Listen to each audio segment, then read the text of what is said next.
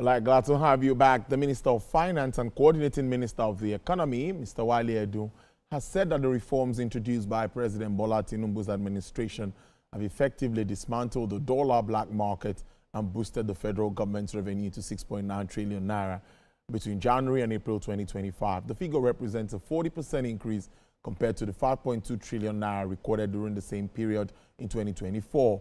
Mr. Edu made this known in Abuja during the second quarter 2025 Citizens and Stakeholders Engagement Session, Fiscal Performance and Reform Outlook. He attributed the surge in revenue to the administration's liberalization of the foreign exchange market, fiscal discipline, and deployment of technology to block leakages across ministries, departments, and agencies.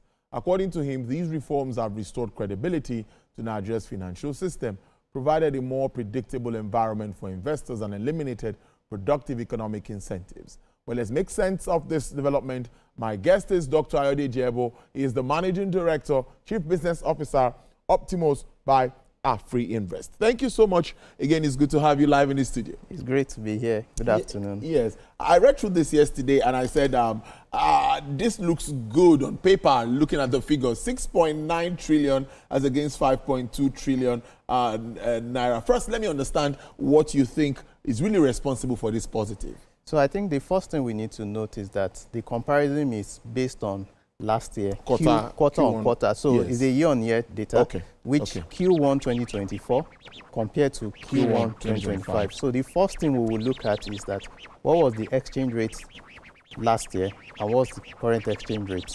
Was less than. So you will see that that the depreciation of the naira forms a major part of it. So when you break that number down, you see, even for customs, the naira value they now get from the dollar that they charge is higher. So based on the numbers that maybe they added about 1.2 trillion, you look at also FIRS. Because of the value of products, goods and services have also factored in the exchange rate. So if a phone that should cost 1 million naira, and I'm going to apply VAT of 7.5%.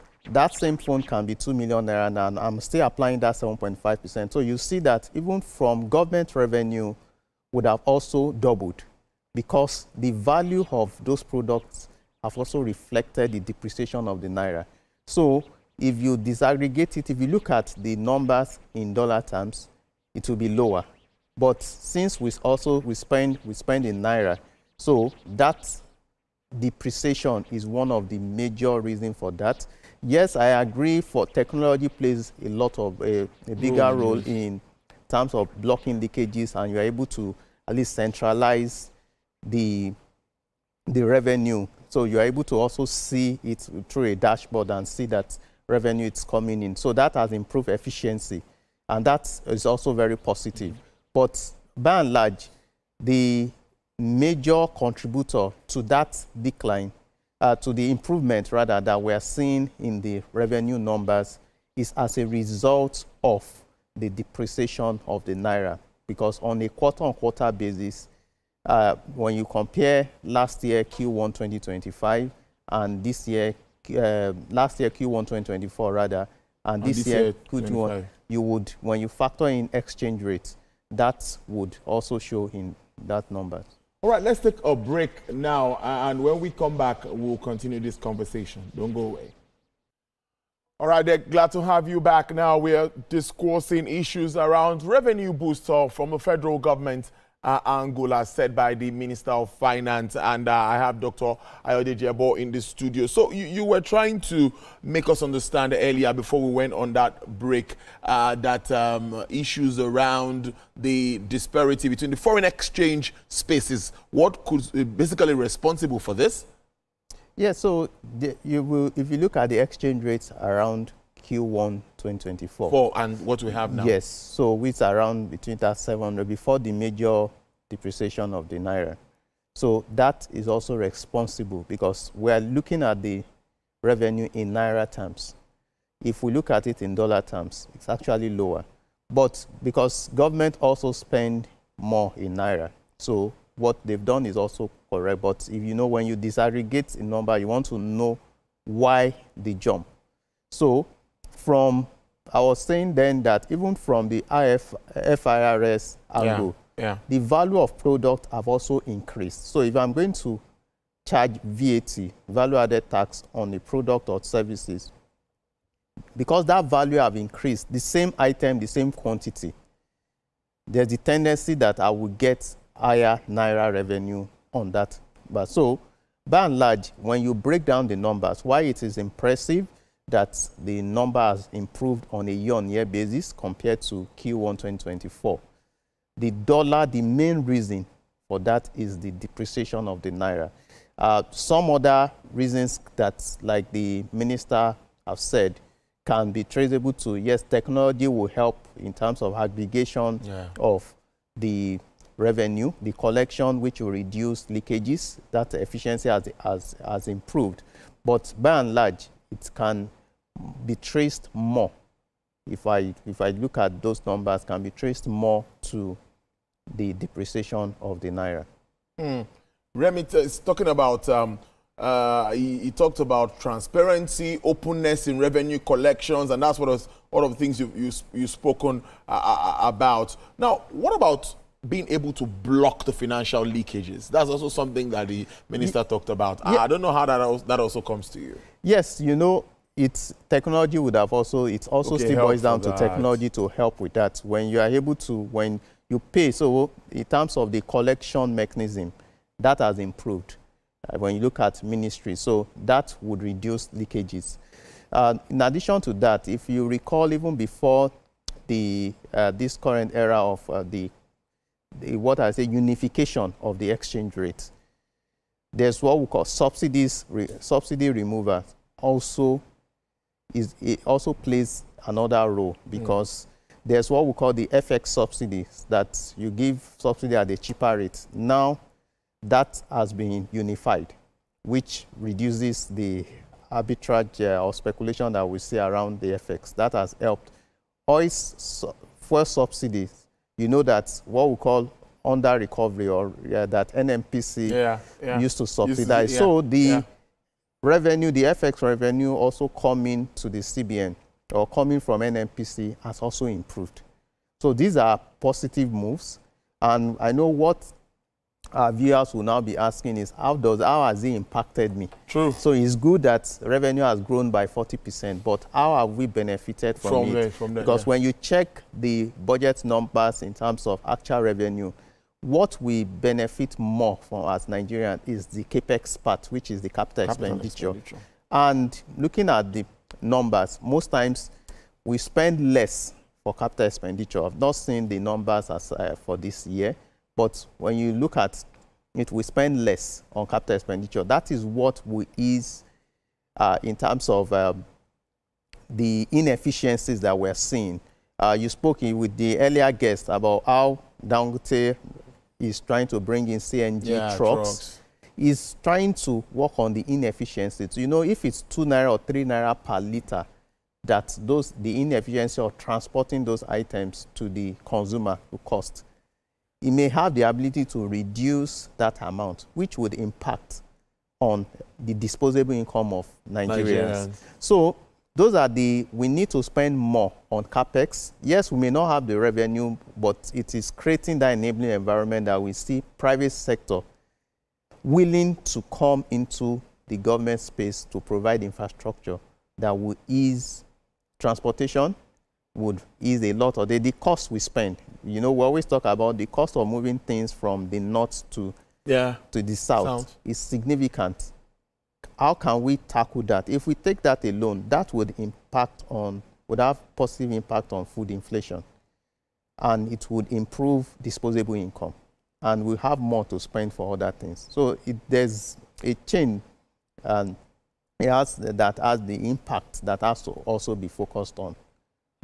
Interesting stuff. What about your views around the economy generally? Like, this is a positive news. We've seen also other positive news coming maybe from the Apex Bank, and some Nigerians or some economists are saying, it seems like there seems to be a bit of stability, or should we say light is expected at the end of the tunnel. What do you think about the economic recovery from looking at the fallout of the reforms before now? Yes, I think we can see the number one variable that you look at is the FX. So because of the stability, yes, if we don't look at the past on where we're coming from, but with the stability we have enjoyed in the last 6 months, is bringing confidence. Businesses can forecast. Businesses can plan, and that's what I mean. They can plan. Even the FPI, foreign portfolio investors, we're beginning to see them in trickles because of that confidence. There's been liquidity within the FX system that you are sure that if you bring in your FX, you don't have to queue and you can exit. And based on projection that it may just stay around this level, even if we don't see significant appreciation because of the confidence that we're building. So as we now progress, we're seeing the oil and gas sector attracting investment into that space. All those investment brings FX to the CBN because they will also come in through the CBN. So that is also positive.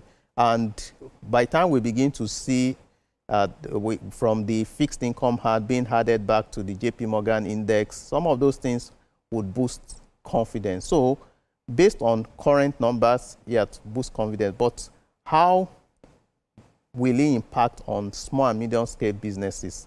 See, that infrastructure gap has to be sorted out. People providing their power, all those inefficiencies add up to the cost of production that we have to pay for. So to feel the impact more, yes, where we are is a good step. Kudos to the government for where we are now. But they need to also now take it further to how does it impact on the small, medium scale businesses. When you look at cost of borrowing now, average is over 35%. What kind of business will you do that will give you a margin of 35%? That's just to cover your cost of funds alone. Before you think about the cost of providing power, cost of moving the item. So when your cost of production is close to about 50%, what kind of business will give you that margin? Except you are in a business where maybe in terms of the substitutes are less and it's almost a near monopoly that it's items that we call inelastic. People would deal with, still buy them no matter the price. But that is an area where government needs to improve on to ensure that how can they help bring down cost of production, which is taking care of the inefficiencies that we see. The cost of lending still high. I can see interest rate is already coming down as expected, but there's that lending rate, which you also trace when you look at the banks. CRR is still, that's the cash reserve ratio, is still very high at 50%. So it means that if as a bank, I collect 1 billion, 50% of that goes to the CBN at zero return, right? So I need to factor in the rate at which I am not going to make on that 50%. On the balance of the 50%, there's still liquidity ratio that I also have to keep. So these are some of the things that I know that as the MPC, Monetary Policy Committee, or the CBN are seeing the stability within the FX rate, they need to take it to that next level of how will it impact on businesses. SMEs account for close to 80% of activities. So there's a need to focus to see how those SMEs want to survive and how they can provide support for them. And the more they provide support for them, the more they're able to create more employment, which will have direct impact on insecurity that we're seeing. Looking at the markets today, I also see that it's been positive. It's been bullish for some time. What do you make of the performance of the market? Okay, thanks. So if you dissect, you will see that most of the stocks that are benefiting from that upside are non-financial services. So we are seeing the FX stability is one of the main reasons. Secondly, FPIs, when you check the NSE data, when you look at the FPI contribution to total transaction, around 16% is improved. I think in April it was almost 20%. So that is also impacting on what we are seeing currently. But by and large, if we look at last year, a lot of these companies, especially non-financial, FX was a major factor that they had to book significant FX losses. So, but this year, for most of those companies now will not have to do that. They are able to project more, and demand is also picking up significantly. So that is also now helping to boost their income. So what we are saying is investors are pricing in the expectation that revenue would be positive. So we're about to, by next month, we begin to see half-year results, which would also further consolidate direction of the market. But what I would say is that investors should also not get overly excited that you break your investment rules. So it's not, some stocks have gained 50% in last 1 week. What we see is the bandwagon effect, that it is then that some investors begin to wake up to chase. So yes. I will always say that you don't want to join a moving train. If you are unable to join it from the bus stop, from the start, from the station, yeah, this is not the time to jump in. It's always going to now be a 50-50. So that for those that are new to the market, some of them now regret that because you are trying to chase something that's already moved. So the best time is look for value. Avoid what we call value traps, because there are some stocks that may be trading very cheap now, but we call them value traps because they don't have strong fundamentals. If the market sentiment changes, you get trapped that you may not even be able to sell. So these are some of those.